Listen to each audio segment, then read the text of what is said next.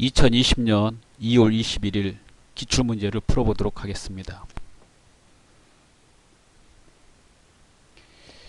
1번 다음 거래를 보고 거래 요소의 결합관계로 옳은 것은 토지 1억 원어치를 구입하고 토지 1억 원을 구입하고 취득세 50만원과 함께 당좌수표를 발행하여 지급하다. 토지는 유형자산입니다.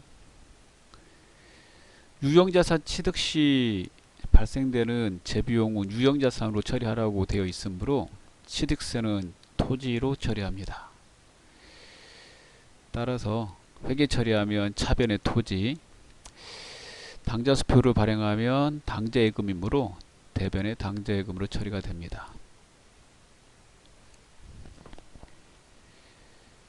자, 그래서 1억 50만원이 되겠고요. 그 다음에 수표 발행한 것도 1억 50만원이 되게 됩니다.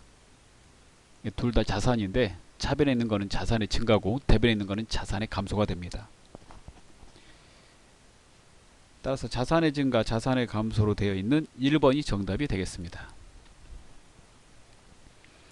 2번 다음 중 회계의 목적을 설명한 것으로 바르지 않는 것은 보기 1번 회사의 일정 시점의 재무 상태를 파악한다. 보기 2번 회사의 일정 기간 동안의 경영성과를 측정한다. 보기 3번 종업원의 실적을 분석하여 근무 태도를 평가한다. 보기 4번 다양한 이해관계자들이 합리적인 의사결정을 할 수 있도록 유용한 정보를 제공한다. 회계의 목적은 재무상태, 경영성과, 유용한 정보를 제공하는 것을 목적으로 하고 있습니다. 바르지 않는 것은 3번입니다. 종업원의 실적을 분석하여 근무 태도를 평가하는 것은 회계하고 관계없고 인사 쪽하고 관계가 됩니다. 정답은 3번이 되겠습니다. 3번 다음 자료는 12월 31일 현재 재무상태표의 각 계정의 잔액이다. 상품은 얼마인가? 자료를 보시면 자산, 부채, 자본이 자산, 부채, 자본으로 되어 있습니다. 예, 그래서 이거 딱 볼 때 자산 빼기 부채는 자본, 이 등식이 생각나셔야 돼요. 자, 그러면 자, 계산기로 계산을 해보면 되겠죠. 예. 자산부터 체크해 볼게요. 자산, 개발비, 받으러움, 선급금, 단기대여금, 상품 이렇게 되네요. 그 다음에 부채를 체크해 보면 단기차입금, 미지급비용, 외상매입금. 자, 그 다음에 자본은 자본금 하나 있네요. 여기 자본금 여기. 그러면 자본은 50만원 이렇게 되고요. 자, 부채 다 더해 볼게요. 40, 20, 61만원. 자, 이렇게 더하시면 부채는 121만원이 됩니다.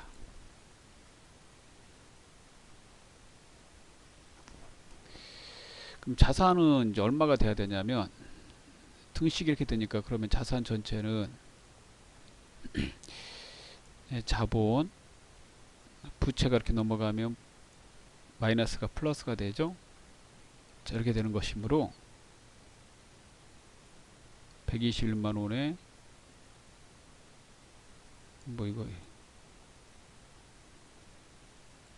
자본 50만원에 넘어간 부채 121만원을 더하는 거죠. 그러면 171만원이잖아요. 얘네들이.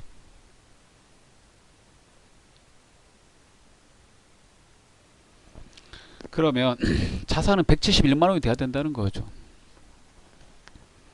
자, 그러면 더해봐요. 개발비 60, 받으럼 45만원. 선급금 10만원, 단기대여금 32만원 이렇게 더하면 그 금액이 147만원이 되겠죠. 171만원이 돼야 되는데 상품은 하나 안 되어 있으니까 여기다 상품을 더하면 이제 171만원이 돼야 된다는 거죠. 그러면 상품은 24만원이 돼야 됩니다. 그래서 정답은 1번이 되는 거죠. 이렇게 푸시면 되겠습니다. 4번 보겠습니다. 일반 기업 회계 기준에 따른 재무제표가 아닌 것은. 재무제표 5개 있어요. 재무상태표, 손익계산서, 현금흐름표, 자본변동표, 주석. 따라서 정답은 1번이 됩니다. 5개를 써놓고 암기하시면 돼요. 그래서 빠진 거 써보면 손익계산서, 주석 이렇게 되는 거죠. 자, 그 다음에 5번을 보도록 하겠습니다. 다음 중 외상매출금에 대한 계정기입의 설명으로 틀린 것은. 2월 11일 상품을 400만원에 매출하고 대금 외상으로 하다. 이 회계처리 보면 되죠. 저 회계처리하면 외상매출금 차변에 400이죠. 예. 그러면 외상매출금 400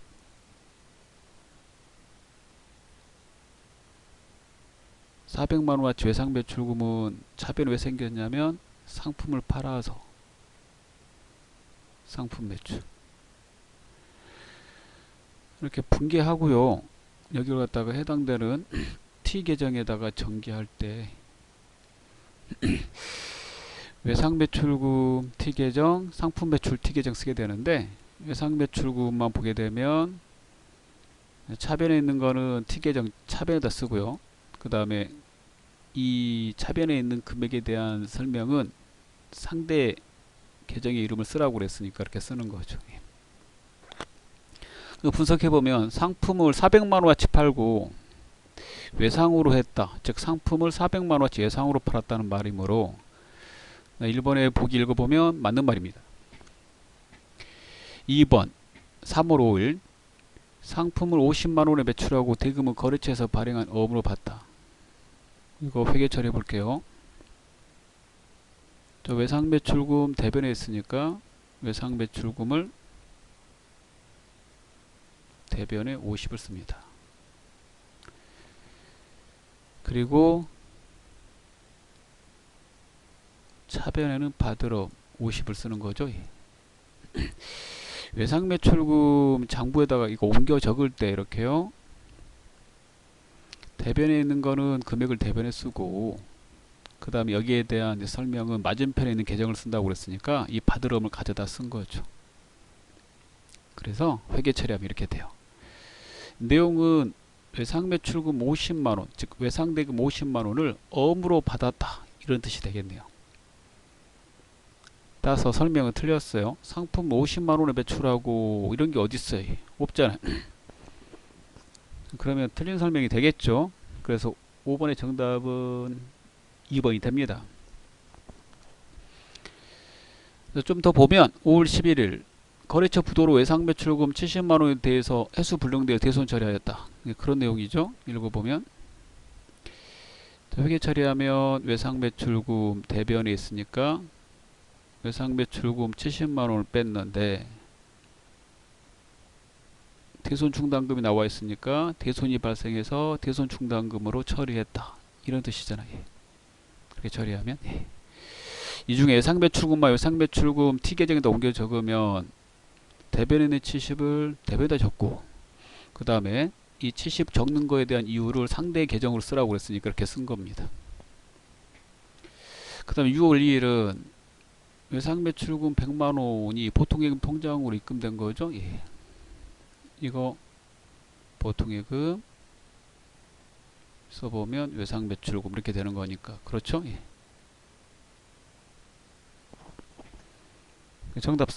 그래서 정답 2번이 됩니다.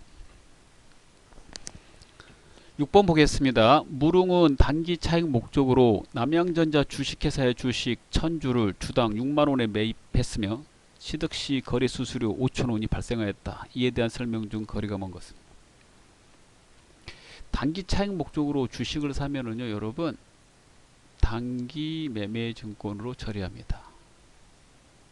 또한 단기 매매 증권 취득 시 발생되는 수수료는 비용 처리하라고 되어 있어요.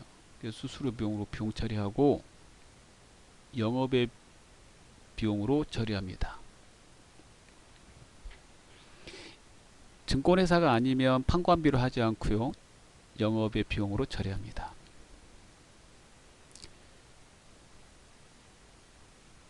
자, 내용을 한번 보도록 하죠.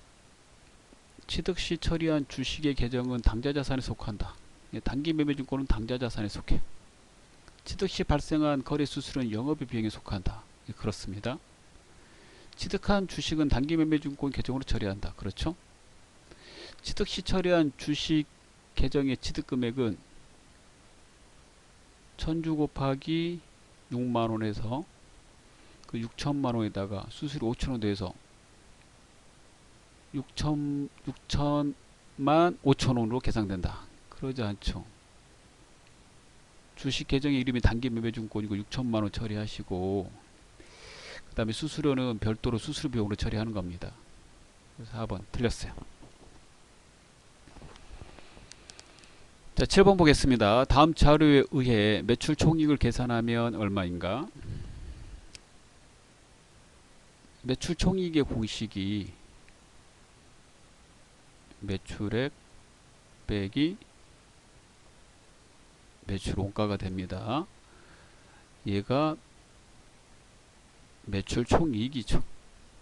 그래서 매출액과 매출 원가를 계산해서 빼시면 돼요. 그럼 매출액부터 계산해 보겠습니다. 자, 매출액은 전체 총 매출액에서요,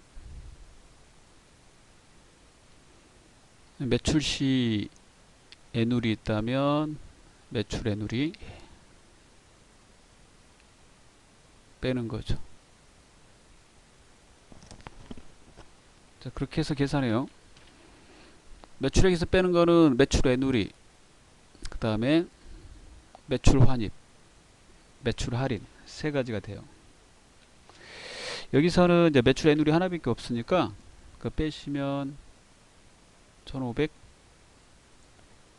1525만원이 나와요. 그럼 이제 매출액은 구했네요. 그 다음 매출 원가만 구하면 정답이 나오겠죠. 팔려나간 매출 원가는 기초 재고, 기초 상품 재고액, 지문에 있는 대로 쓰면 여기에다가 단기 매입액이죠. 단기 매입액인데 전체 총 매입액에 플러스 운반비 등의 재비용을 더하고, 그 다음에 매입 시에 발생된 반품, 애누리, 환출 쓴 거요. 애누리, 할인을 빼요. 그리고 마지막에 기말에 팔고 남은 상품 재고액을 빼면 팔려나간 매출 원가가 구해지게 됩니다. 즉 작년에 팔려 남은 데에서 올해 사온 전체 금액에다가 매입 시에 발생되는 재비용이 있다면 그 재비용은 자산 처리하라고 그랬으니까 더하고요. 그 다음에 반품 애누리 할인은 이제 빼게 됩니다. 그렇기 때문에 우리가 이걸 순수한 매입액이라고 그러죠. 이렇게. 그래서 재비용과 반품 애누리 할인이 있으면 더하고 빼기 하셔야 돼요. 이렇게 해서 물건을 팔았는데 팔고 남은 게 생겼다 그러면 그거 빼면 되고요. 그 빼면 이제 팔려 나간 게 돼요. 계산해 보면 기초는 이제 600만 원이래요. 예.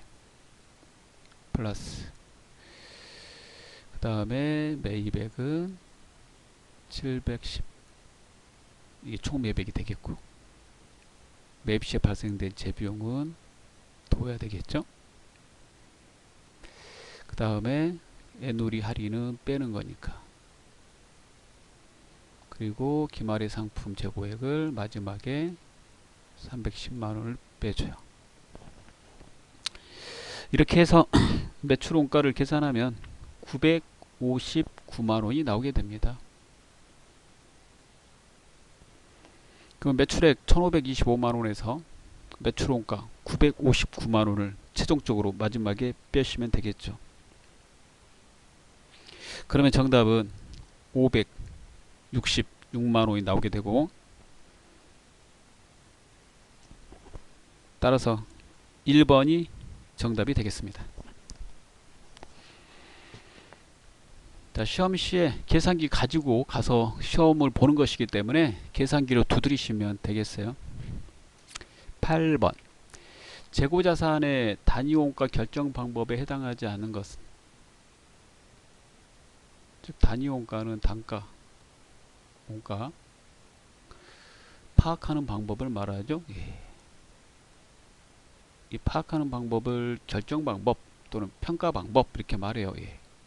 전부 다 같은 말입니다. 여기 해당되는 게 개별법, 그 다음에 선입선출법, 그 다음에 후입선출법, 그 다음에 이동평균법, 그 다음에 총평균법 이렇게 있다고 그랬죠. 따라서 해당하지 않는 것은 4번입니다. 4번의 생산량 비례법은 감가상각 방법입니다. 9번. 재고자산 평가 방법의 변경에 따른 기말 재고자산 금액의 변동이 매출원가와 매출총익에 미치는 영향으로 올바른 것은, 위에 8번의 이게 평가 방법인데요. 이 평가 방법을 이제 하나를 선택해서 회사가 이제 회계 처리하게 되는데, 어떤 거 쓰느냐에 따라서 기말의 재고자산의 변동이 물가가 오르거나 떨어지면 있게 돼요. 그렇게 된다면 매출원가하고 매출총익에 미치는 영향으로 올바른 걸 이렇게 물어본 겁니다. 이건 쉬워요. 기말의 재고자산이 감소하거나 이제 증가하는 거니까 두 개의 내용을 확인해 보시면 되겠습니다. 첫 번째, 기말 재고자산 금액이 감소했다는 말은 기말의 재고액이 얼마 안 된다는 말이니까, 그러면 많이 팔렸다는 거겠죠. 그럼 매출원가가 어떻게 돼요? 증가하게 돼요. 매출원가가 증가하게 되면 비용 처리가 많이 되는 것이니까요, 매출 총이익은 감소됩니다. 그 다음에 거꾸로 기말의 재고 자산 금액이 증가했다면, 즉 안 팔고 남은 게 많다면 팔려나간 매출 원가가 적다는 거죠. 매출 원가가 적으면 비용 처리가 적게 되니까 매출 총이익은 증가되게 됩니다. 그래서 여기 틀렸고요. 2번도 틀렸네요. 증가로 고치시고. 그 다음에 보기 3번, 감소하면 매출 총이 감소하다. 이거 맞는 말이고, 보기 4번, 기말 재고자산의 금액이 증가하면 매출원가가 감소한다고 그랬죠. 감소한다.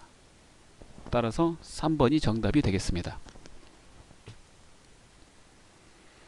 그 다음에 10번입니다. 다음은 비품 처분과 관련된 자료이다. 비품의 처분 금액은 얼마인가? 자, 처분 금액은 장부 금액과 항상 비교하는 거죠. 손실이 30만원 났대요. 이거는 이제 싸게 팔았다는 거예요. 그러면 처분 금액이 장부 금액보다 30만원 적다는 말입니다. 그러면 장부 금액을 알아내면 돼요. 장부 금액은 취득원가 빼기 감가상각 누계액이죠. 장부 금액 이렇게요. 100만원에서 30을 빼면 70만원이 비품의 장부 금액입니다. 70만원 비품의 장부 금액인데 30만원 손해보고 팔았다고 그랬으니까 처분 금액은 40만원에 팔았다는 말이죠. 1번이 정답이 되겠습니다. 11번 보겠습니다. 다음 계정 중 합계잔액 시산표 대변 잔액란에 표시될 수 없는 계정이 포함된 항목은, 즉 잔액이 대변에 표시되지 않는 걸 골라라, 그런 문제잖아요. 그러면 대변이 잔액에 표시되는 거는 부채, 그 다음에 자본, 수익이잖아요. 차변에 잔액이 표시되는 것도 있죠. 그러면 차변에 잔액이 표시되는 거는 자산, 그 다음에 비용. 자, 이렇게 돼요.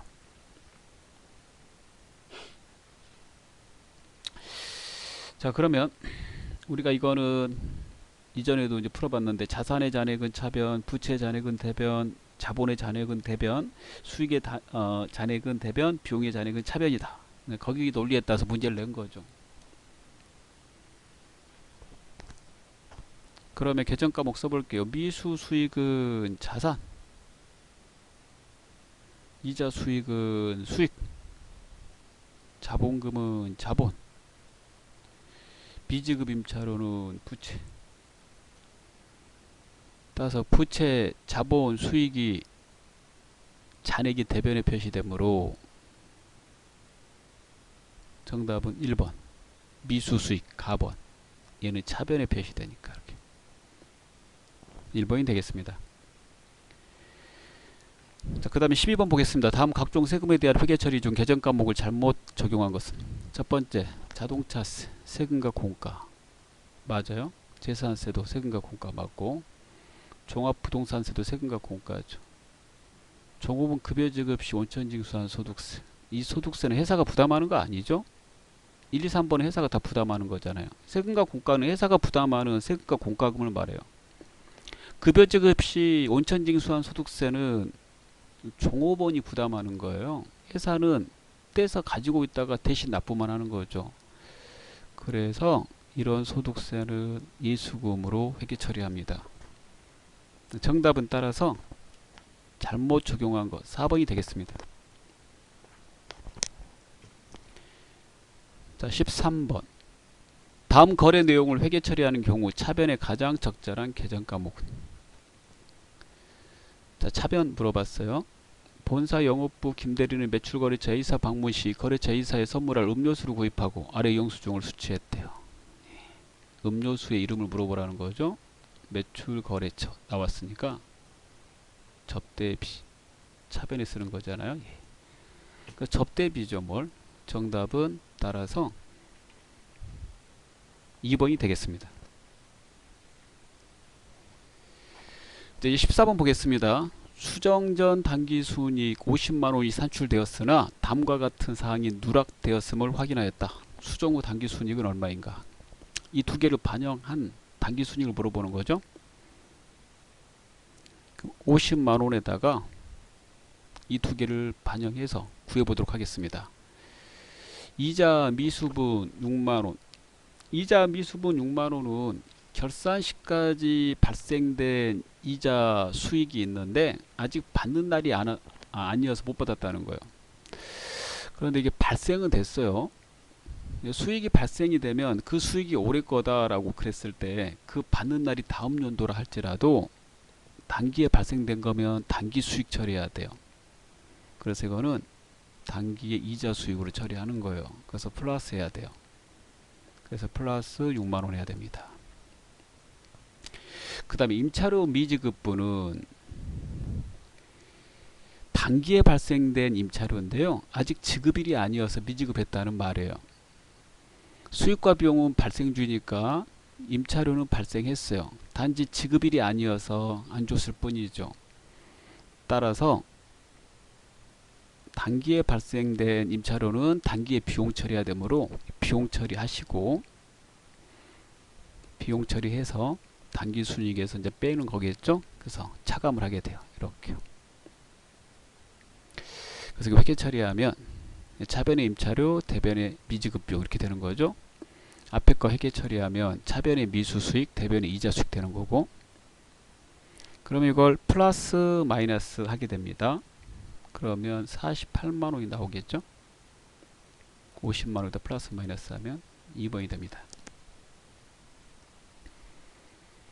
자, 마지막 문제 보도록 하겠습니다. 자, 15번입니다. 다음 자료에서 단기의 손익계산서에 표시되는 이자 수익의 금액으로 옳은 것은?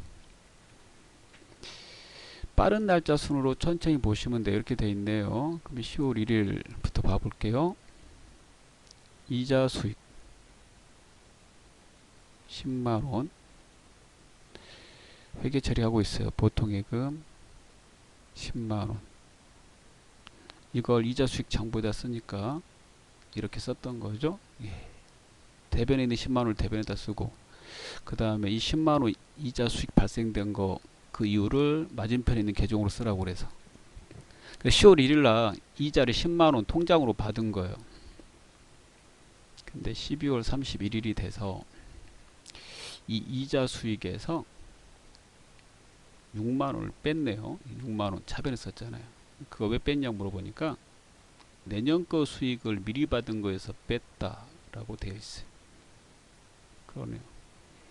처음에 10만원 잡았다가 6만원 뺐으니까 단기에 수익으로 인식하고 있는 거는 4만원이라는 걸 알 수 있습니다.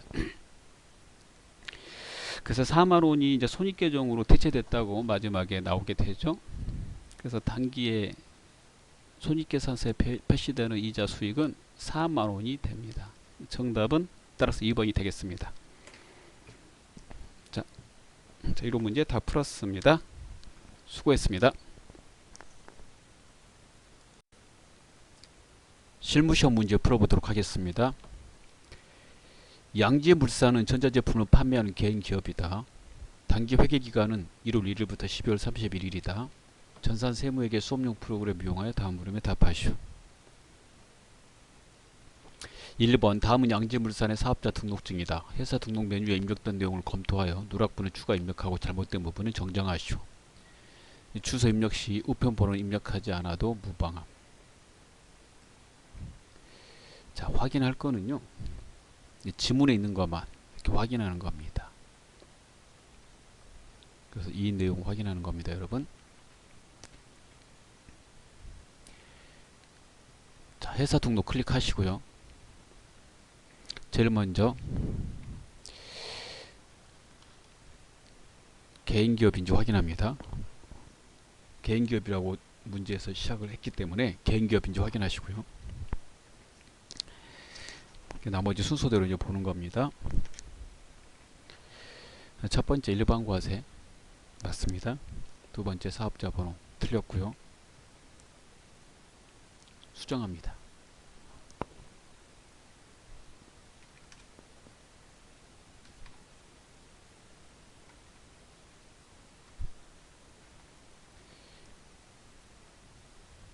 그 다음에 회사 이름 양지물산 맞고요. 대표자 김호진 맞고요. 개업 연월 17번 맞습니다. 그 다음에 주소 맞고요. 자, 그 다음에 업태 도소매 맞고, 종목 전자제품인데 틀렸습니다.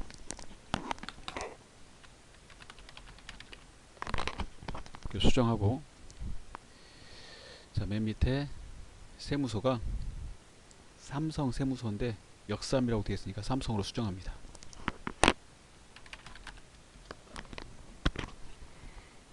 자, 장을 닫습니다. 2번 다음은 양지물산의 정기분 재무상태표이다. 입력되어 있는 자료를 검토하여 오류 부분은 정정하고 누락된 부분은 추가 입력하시오. 정기분 재무상태표를 클릭합니다.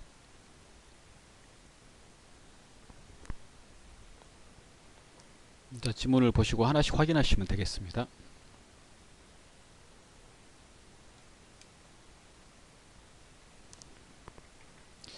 자, 확인하실 때에 자, 이렇게 확인하는 겁니다. 예.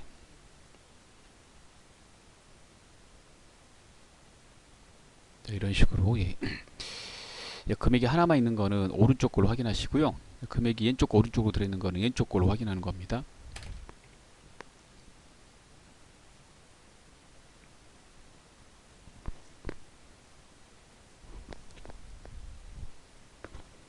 자, 보면 정기예금 틀렸습니다. 2천만원으로 고치고요.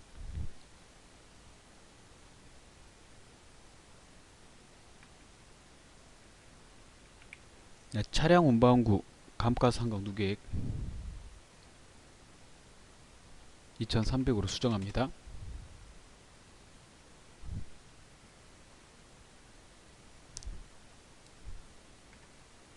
자, 그런 다음에 합계를 보시면 예, 지문하고 맞습니다. 이제 부채 자본을 봅니다.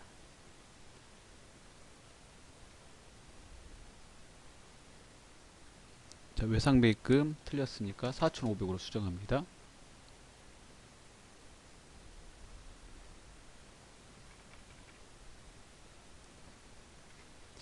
나머지 다 맞습니다. 네, 차변과 대변의 합계가 같아야 되고요. 그래서 차익이 나오지 않아야 됩니다. 당기순이익은 입력하는 게 아니라 이 자본금의 당기순이익이 1,500만원이 포함되어 있다는 것을 표시해 준 겁니다. 이해하기 쉽도록. 예, 그래서 얘는 확인하는 게 아닙니다. 자, 그 다음입니다. 자, 창을 닫고 3번 다음 자료를 이용하여 입력하시오. 1번 양지물산의 거래처별 초기 이율 채권과 채무 잔액은 다음과 같다. 주어진 자료를 검토하여 수정하거나 추가 및 삭제하시오. 자, 거래처별 초기 이율을 클릭합니다. 네, 지문에 맞춰서 좌측에 외상매출금 누르고요. 우측에 거래처하고 금액을 확인합니다. 자, 진영상에 맞고요. 자, 민주 예, 상사 금액 2,100만원으로 수정합니다.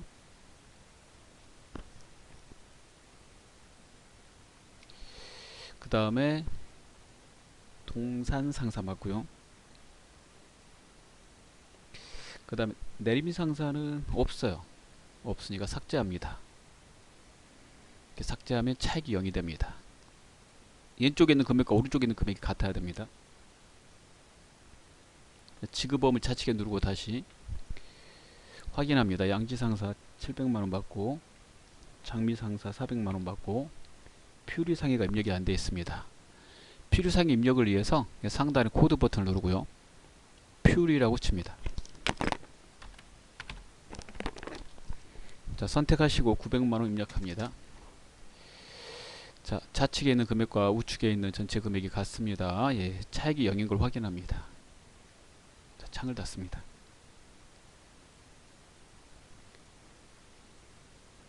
그래서 퓨리 상해까지 넣었어요. 예. 이렇게 예. 퓨리 상해. 예. 퓨리 상해. 예. 자, 그 다음은 2번입니다. 양지물산은 대한택배사와 1년 계약으로 상품을 배송하기로 한다. 다음을 824번 운반비 계정에 적요 등록하시오. 적요는 대체적요 4번의 택배비 미지급. 계정 과목 및 적요 등록을 클릭합니다. 가운데 코드 계정 과목란에 코드 자리 누르시고요. 824번을 칩니다. 자, 그 다음에 오른쪽에 대체적요에 4번 입력하고 지문대로 택배비 미지급을 입력합니다.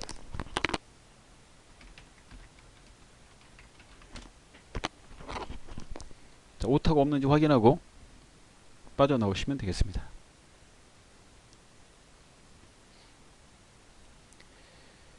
자, 4번 다음 거래 자료를 일반 전표 입력 메뉴에 추가 입력하시오. 일반 전표 입력을 누릅니다. 자, 그 다음에 입력 시에 적요 입력은 생략이고요. 채권 채무 거래처 넣으시고 넣으실 때 코드까지 넣으셔야 됩니다. 그 다음에 계정 과목은 프로그램에 있는 과목으로 처리하셔야 되고요. 부가세는 고려하지 않습니다. 자, 7월 4일입니다. 부진 실업의 상품을 판매하고 발급한 거래 명세서이다. 이렇게 되어 있습니다.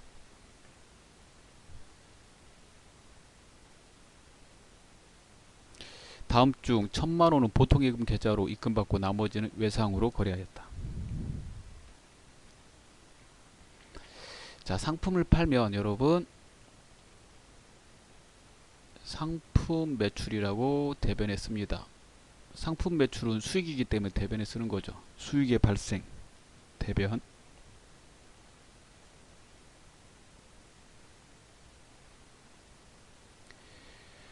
팡 전체 금액은 2천만원이라고 되어 있습니다. 이 중에 1000만원은 보통예금 계좌로 받았으니까 보통예금 자산의 증가 1000만원, 나머지 외상은 상품을 외상으로 팔면 외상 매출금 쓴다고 그랬죠. 외상 매출금 1000만원 자산의 증가. 외상 매출금은 이제 채권이므로 거래처를 넣어야 돼요. 부진 실업 이렇게. 자, 입력을 해보도록 하겠습니다. 차변의 보통예금 1000만원 넣고 차변의 외상 매출금 넣고 부진 실업을 입력합니다. 그 다음에 대변에 상품 매출 넣으시면 되겠습니다.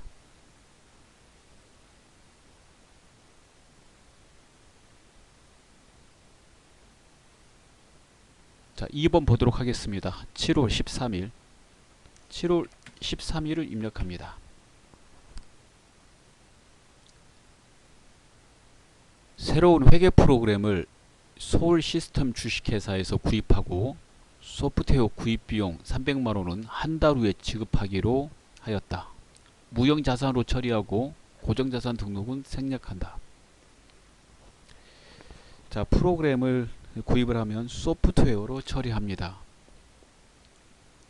차변의 소프트웨어고요. 자산이니까 차변에 씁니다. 자, 그 다음에 한 달 후에 지급하기로 한 돈은 외상인데요. 여러분 외상의 이름이 두 개 있죠? 외상 매입금하고 미지급금. 자, 외상 매입금은 상품을 사왔을 때 쓰는 거고 그 외에는 미지급금을 씁니다.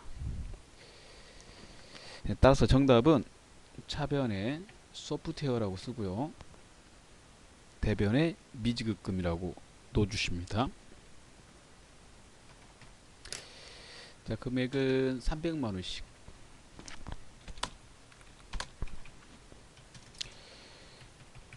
자, 미지급금은 채무이므로 거래처를 넣어야 되거든요. 자, 그래서 서울 시스템 주를 입력을 합니다. 자, 그 다음에 8월 29일 영업부 신입 직원의 명함을 M스튜디오에서 인쇄하고 대금 55만원은 어음을 발행하여 지급하였다. 자, 그 명함은 도서 인쇄비로 처리합니다. 명함이 인쇄물이기 때문에 판관비고요. 그 다음에 어음을 발행한 거는 그 어음이 상품 사온 거다 그러면은 지급어음으로 하는 건데요. 상품 사온 게 아니면 미지급금으로 처리합니다. 이 미지급금이 상품이 아닌 물건을 사오고 대금을 나중에 지급하기로 했을 때 그때 쓰는 거거든요. 어음도 대금을 나중에 지급하기로 한 것이기 때문에 미지급금으로 처리하셔야 돼요. 그래서 지급어음 쓰시면 안 되고요. 미지급금은 채무이므로 거래처를 넣어야 되는데요. 거래처는 스튜디오 이렇게 넣으시면 되겠죠. 자, 그러면 입력해 보겠습니다. 차변의 도서인쇄비, 대변의 미지급금, M스튜디오 넣어주시면 되겠습니다. 4번입니다. 9월 10일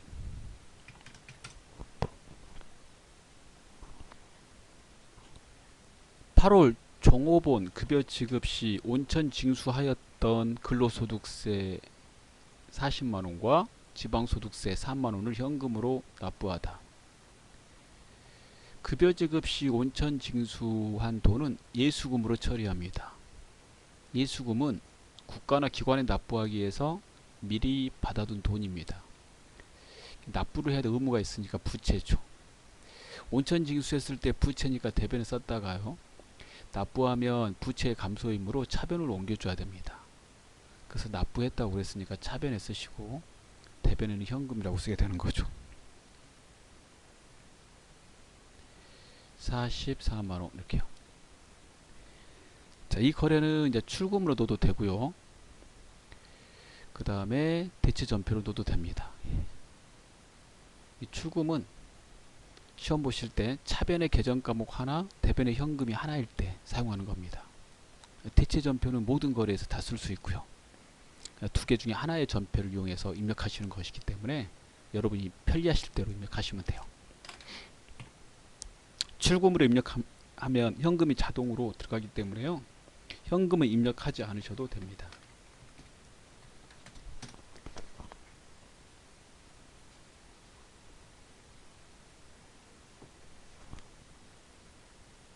자, 그 다음에 5번을 보도록 하겠습니다. 9월 22일입니다.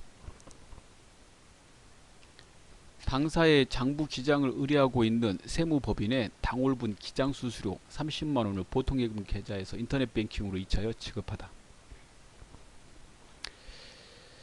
기장수수료는 장부 기장의 서비스를 제공받고 지급되는 것이므로요, 수수료 비용으로 처리합니다. 비용은 차변이니까 차변의 수수료 비용 쓰시고요. 판매 관리비를 선택합니다. 대변의 보통예금이고요. 6번을 봅니다. 10월 6일입니다. 만선전자에서 상품 100만원어치를 매입하고 8월 30일 지급한 계약금 30만원을 제외한 금액은 1개월 후에 지급하기로 하다. 상품을 매입하면 상품이라고 씁니다.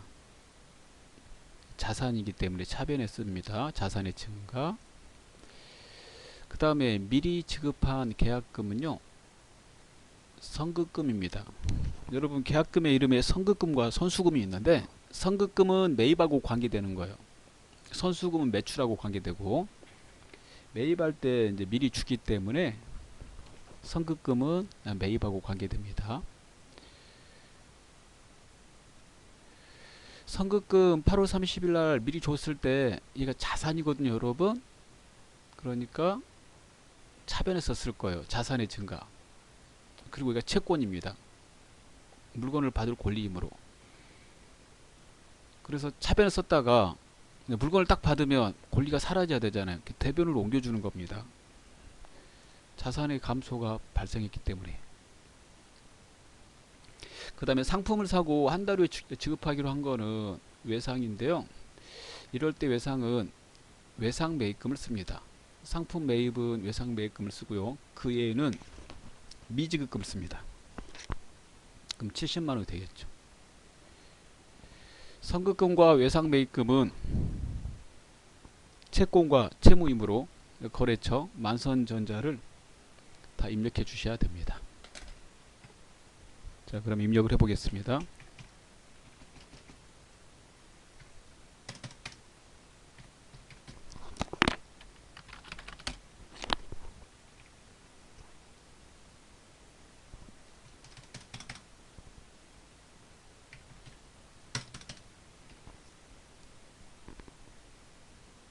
자, 그 다음 7번입니다. 10월 10일.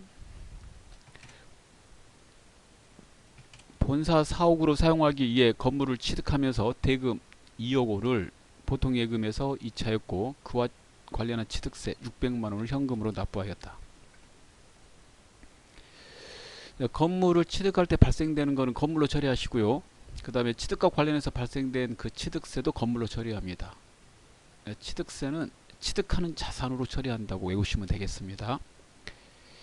유형자산 취득할 때 발생되는 재비용은 유형자산으로 처리해야 되기 때문에요, 취득세는 자산으로 처리하는 겁니다. 그래서 건물 2억 600만원 이렇게 되고요. 대변의 보통예금 2억, 그 다음에 현금 600만원 이렇게 처리하시면 되겠죠. 예. 자, 그러면 입력해 보겠습니다.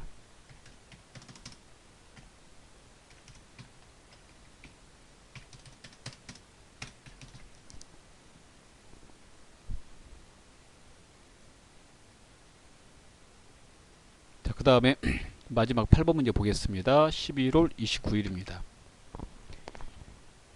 단기 매매 차익을 얻을 목적으로 보유하고 있는 주식회사 진주의 주식 1000주를 주당 만원에 처분하고 대금은 수수료 등 12만원을 차감한 금액이 국민은행 보통예금 계좌에서 입금되었다. 단 주식회사 진주의 한 주당 취득원가는 9,000원이다. 9,000원짜리 주식을 만원에 팔았어요. 비싸게 팔았죠. 그러면 그 차익을 단기매매증권 처분이익으로 처리합니다. 여기서 이제 수수료가 중요한데요. 단기매매증권을 이제 비싸게 팔 때 수수료는 처분이익에서 빼라고 돼 있어요.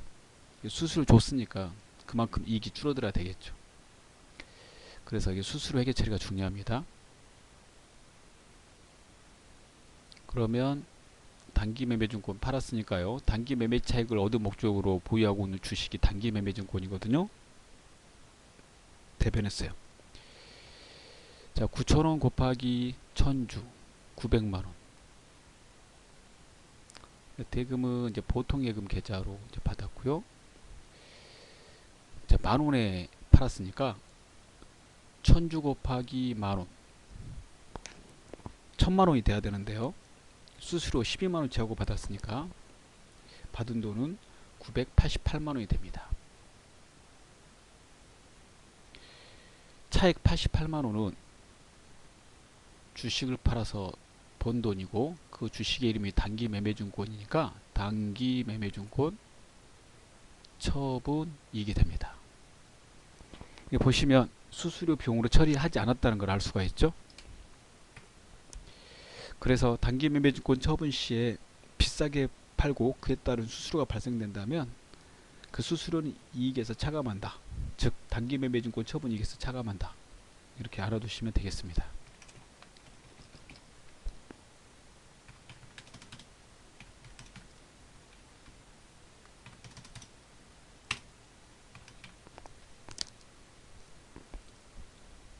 자, 그 다음은 5번입니다. 일반 전표 입력 메뉴에 입력된 내용 중 다음과 같은 오류가 발견되었다. 입력된 내용을 확인하여 정정 또는 추가 입력하시오.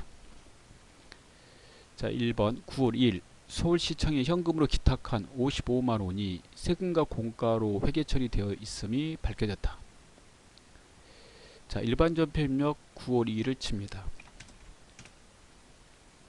자, 기부한 거는 기부금인데요. 세금과 공가로 잘못 입력되어 있으니까 세금과 공가를 기부금으로 바꿔주시면 되겠습니다. 그래서 나머지 금액 50만원 다 맞죠? 두 번째 11월 2일 이렇게 치겠습니다. 비품 40만원어치를 외상으로 매입한 거래처는 은주상점이나 강원상점으로 잘못 입력되어 있음을 확인하다. 강원상점을 은주상점으로 바꾸면 됩니다. 자, 그러면 됩니다. 자, 다 풀었습니다. 6번 결산을 보도록 하겠습니다. 다음에 결산 정리사항을 입력하여 결산을 완료하시오. 네, 옆에다 수동과 자동을 써보겠습니다. 자, 1번에 광고 선전비 수동입니다. 2번에 가수금도 수동이고요. 3번에 이자 비용 수동, 4번에 대손 충당금 자동입니다. 수동을 먼저 입력해야 되니까요. 1, 2, 3번을 먼저 푸시고 4번을 나중에 푸시면 되겠습니다. 이 문제니까 순서대로 풀면 돼요. 자동은 프로그램이 자동으로 분개해 주는 건데요. 자동 결산 분개라고 합니다.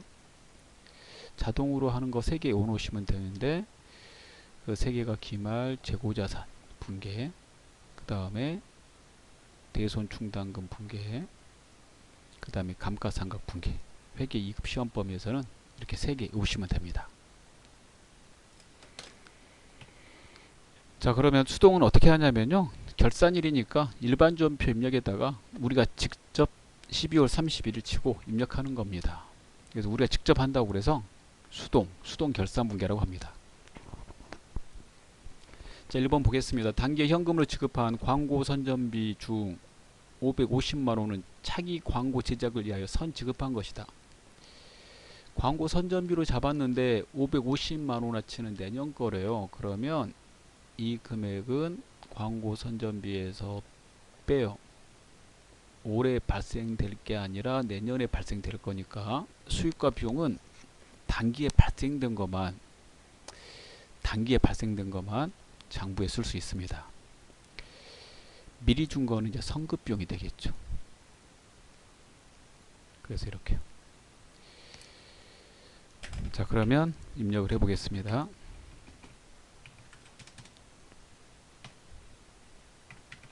자, 이렇게 처리하시면 돼요. 선급비용은 자산이어서 차변에 썼습니다. 그 다음에 2번 기말 합계 잔액 시산표의 가수금 잔액은 거래처 부영상사에 대한 외상대금 회수액으로 판명되다. 가수금 금액이 제시가 안 됐어요. 이 금액을 먼저 확인하셔야 돼요. 지문에 따라서 합계 잔액 시산표를 누르고 12월 칩니다.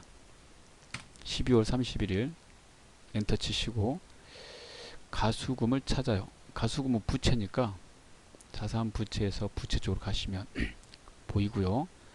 자, 부채 잔액은 대변에 있는 거니까 대변을 봅니다. 160만원이 확인됐습니다. 자, 가수금은 결산 시에 보고서에 표시하면 안 되기 때문에요. 그 내역이 밝혀지면 적절한 계정으로 바꿔주셔야 돼요. 외상대금 회수한 거라고 그랬으니까 가수금을 없애기 위해서 대변에 있는 걸 차변으로 옮겨요. 부채 감소.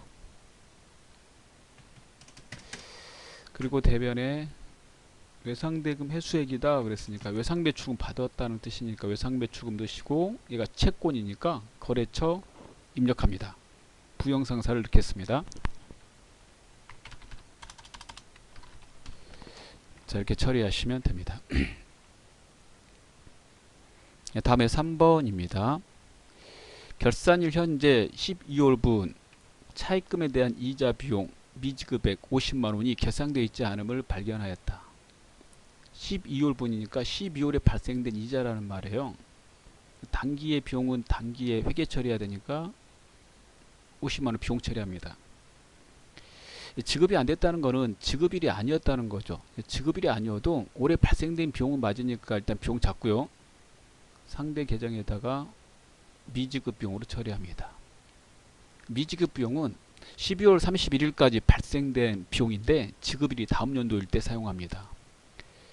그래서 얘는 이제 부채니까요. 대변에 씁니다. 부채 증가. 아직 지급하지 못한 게 비용이라는 뜻이죠. 차변에 이자 비용 넣고요. 대변에 미지급 비용 넣으면 됩니다. 자, 그 다음에 4번은 자동이기 때문에요. 프로그램에 결산 재무제표에 결산자료 입력을 누르고 입력하시면 되겠습니다. 자, 날짜는 1월부터 12월. 그 다음에 외상매출금과 받으러 이 두 개에 대해서만 대손충당금을 만든다고 그랬습니다. 그 두 개는 판매비와 일반관리비에 대손상각에 외상매출금 받으럼 자리에 들어가야 돼요. 이거 자동으로 계산해 주는데요. 상단에 대손상각 버튼을 누르면 됩니다. 자, 먼저 1% 확인하시고, 프로그램은 결산 시에 채권 계정을 다 가져와요. 채권에 대해서 만드는 게 대손충당금이니까 이 중에서 받을 수 없는 것만 설정하고 받을 수 있는 건 설정 안 하죠. 자, 이 회사가 두 개만 설정한다고 그랬으니까 나머지는 지워야 됩니다. 지우실 때 스페이스바를 누르거나 0을 칩니다. 자, 그리고 1%는 맞으니까 가만히 내버려 두시면 됩니다. 프로그램이 자동으로 데이터를 끌고 와서 계산까지 해놨는데요. 이게 해당되는 채권의 잔액입니다. 외상매출금 받으럼 잔액. 거기다 곱하기 대손율 1% 해가지고요. 그 다음에 빼기 남아있는 대손 충당금 잔액 이렇게 빼서 이렇게 계산한 겁니다. 두 개 그대로 반영해 주시면 됩니다. 결산 반영 버튼을 누릅니다. 이렇게 들어가요. 이제 자료 입력을 했으니까 이제 회계 처리하라고 분계 입력하라고 상단에 전표 추가를 눌러줍니다. 그러면 결산 분계를 일반 전표 추가하시겠습니까? 이렇게 뜨고요. 이때 예를 누릅니다. 그러면 자동 결산 분계 완료라고 뜹니다. 이게 분계해서 일반 전표 넣었다는 뜻이에요. 그럼 다 된 것이기 때문에 창을 닫습니다.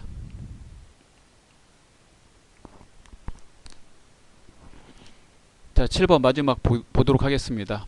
다음 사항을 조회하여 답안을 이론 문제 답안 작성 메뉴에 입력하시오. 자, 1번 3월에 발생한 접대비 총액은 얼마인가? 자, 달로 물어보고 있고요. 접대비 물어보고 있으니까요. 올개표